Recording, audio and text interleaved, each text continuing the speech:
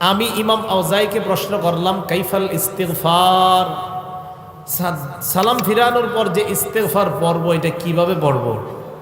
ইমাম আওজাই জবাব দিলেন, তাকুলু আস্তাগফিরুল্লাহ আস্তাগফিরুল্লাহ আস্তাগফিরুল্লাহ, তিনবার পড়বা আস্তাগফিরুল্লাহ আস্তাগফিরুল্লাহ আস্তাগফিরুল্লাহ।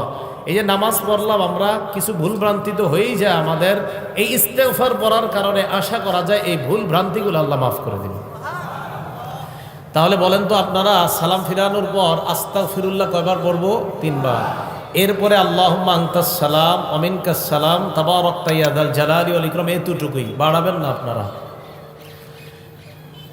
বুখারী শরীফের 844 নম্বর হাদিসের বর্ণনা। এই হাদিসের মধ্যে আসছে নবীজি সালাম ফিরানোর পর নবীজি পড়তেন লা ইলাহা ইল্লাল্লাহু ওয়াহদাহু লা শারীকা লাহ লাহুল মুলকু ওয়া লাহুল হামদু ওয়া হুয়া আলা কুল্লি শাইইন কাদির। নবীজি পড়তেন আল্লাহ ছাড়া কোনো ইলাহ নাই, একত্ববাদের স্বীকার করতেন, স্বীকৃতি দিতেন।